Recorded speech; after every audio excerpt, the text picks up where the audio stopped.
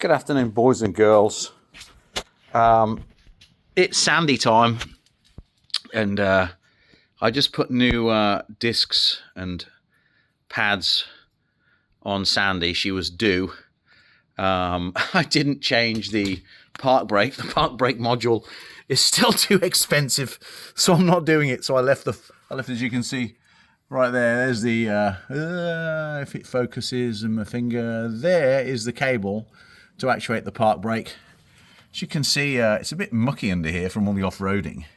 But what's funny is on the other side, I took the brake disc off.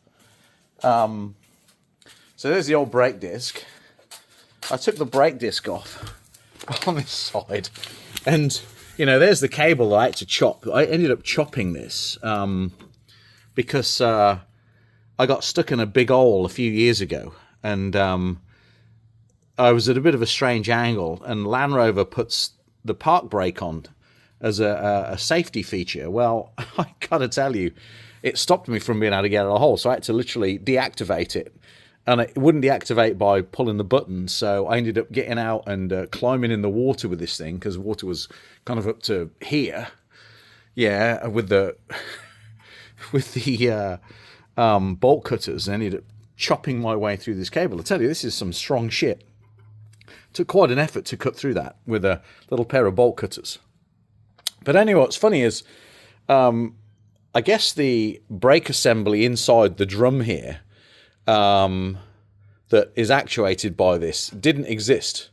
So there were no brake pads left, there was no springs, there was no nothing in here, which is quite funny because it all exists on the other wheel, but it just didn't exist in this wheel. So I don't know whether or not it's just collapsed from age and just rusted apart and all fallen apart out of the assembly, so it just doesn't even exist. So I don't know, but it's not in there. So I had an easier time getting this disc off because it wasn't seized up because of that.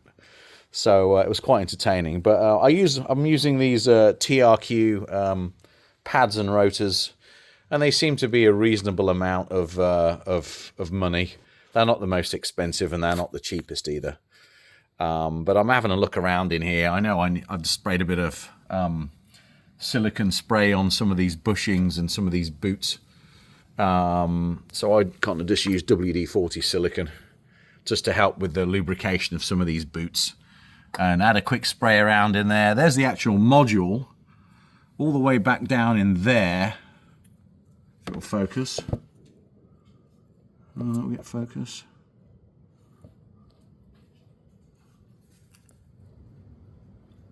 There you go. There's the park brake module. The $700 or $900 Land Rover POS park brake module that friggin' dies on you. It's a pain in the ass to fix. So I don't use it. I just don't use it anymore. Not with the age of this thing. I don't use the electronic park brake at all. I just keep it in gear or just put it in park. It just serves its purpose for me. So anyway, so she's actually not looking bad under here. I'm still on the original springs.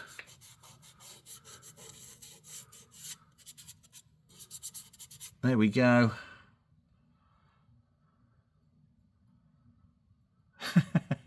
So still on the original ones, and they're doing all right-ish. A bit rusty down there, but they're still operating. I'm, touching some wood right now, just to make sure we don't have any issues. I will probably just chop this off so it gets it out of the way at least for a minute or two, because it is bumping around on the. There's a pipe right there. See that pipe? That pipe is the airline. That goes to this. There's the air compressor, that KGM air compressor and the AMG air compressor, or KMG, or whatever the hell it is. The German air compressor is in there, and that's actually the main feed line to it right there. So anything bumping around on that might be a bit of a potential problem. I do have to go in the front later on today, once I've got these done, and find the pneumatic control block for the front end, because every time I come out at night, from an overnight park, the front end's deflated. So it's probably more than likely the control block for the front end of the suspension. So both front end suspension struts are down equal amount, so it's got to be the main distribution block at the front. There's 3 on this. There's one in here, there's the center one, and then the one at the front on the passenger side. So I just got to take the liner out and hunt around in there and find it and plug the new one in basically, and hopefully that'll fix it for now. But yeah, so these are the new brakes. I was just kind of having a laugh with my other half earlier on because I couldn't find my torque wrench. So you know, we were kind of having a bit of a joke about the Solihull, because this thing's clearly made in Solihull back in 2010. So I was like, I couldn't find the torque wrench. So you know, the Solihull torque wrench is basically is this. Instead of clicking, you know, click, click, click, click, it'll be that'll do, because everything in those days when this was made was that'll do. Let's just tighten this one up. That'll do. There we go. By the way, I bought this last year, this Icon from Harbour Freight. I'll tell you what, this is a really, really good ratchet. Really, really good. I'm trying to do this one-handed, but this definitely well worth the money. But yeah, so it's torqued up to that'll do.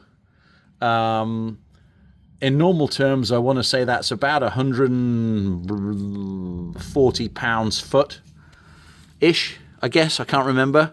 Same for that one, the top and the bottom. These are supposed to be replaced, these 2 bolts. I didn't. So they've gone back in. So yeah, so I'm not too fussed about it. So that's all for now, folks. See you later.